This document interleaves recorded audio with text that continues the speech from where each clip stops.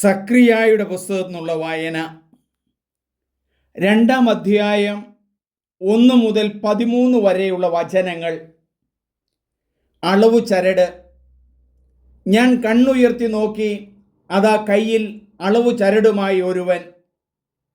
നീ എവിടെ പോകുന്നു? ഞാൻ ചോദിച്ചു. അവൻ പറഞ്ഞു, ജെറൂസലേമിനെ അളന്ന് അതിൻ്റെ നീളവും വീതിയും എത്രയെന്ന് നോക്കാൻ പോകുന്നു. എന്നോട് സംസാരിച്ചു കൊണ്ടിരുന്ന ദൂതൻ മുന്നോട്ട് വന്നു. അവനെ സ്വീകരിക്കാൻ മറ്റൊരു ദൂതനും വന്നു.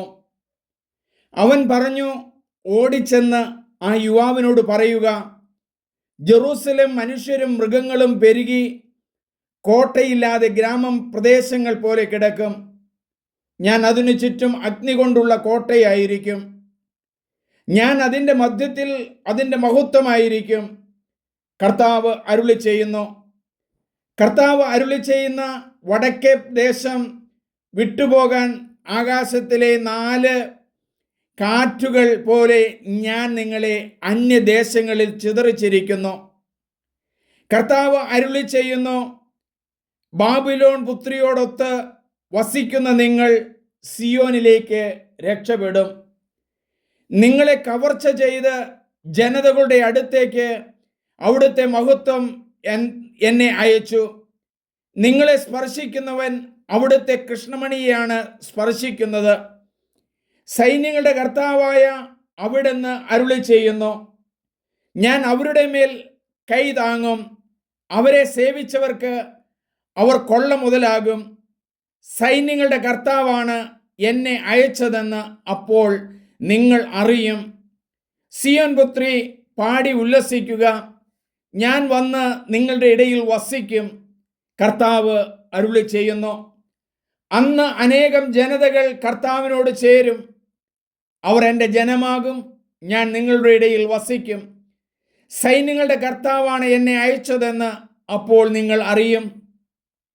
അപ്പോൾ കർത്താവ് വിശുദ്ധ ദേശത്ത് തൻ്റെ ഓഹരിയായി യൂദായെ സ്വീകരിക്കും. ജെറൂസലേമിനെ വീണ്ടും തെരഞ്ഞെടുക്കും.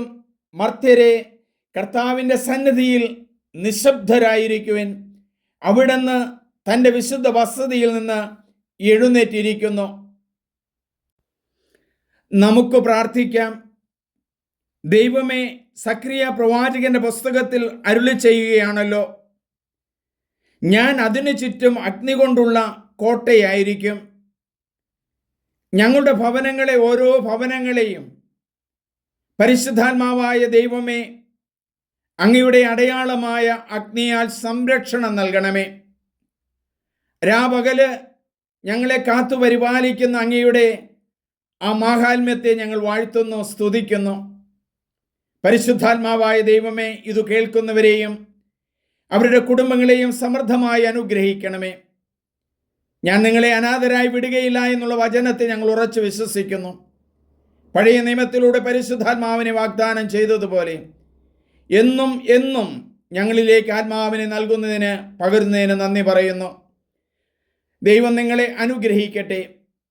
സാധിക്കുന്ന എല്ലാവരും ഇത് മറ്റുള്ളവർക്ക് ഷെയർ ചെയ്യണം, സബ്സ്ക്രൈബ് ചെയ്യണം. അതിലൂടെ നീയും നിന്റെ കുടുംബവും മഹത്വപ്പെടും. ആത്മാവ് നിങ്ങളുടെ കുടുംബത്തിൽ മാത്രമല്ല, മറ്റുള്ളവരുടെ കുടുംബത്തിലും വസിക്കും.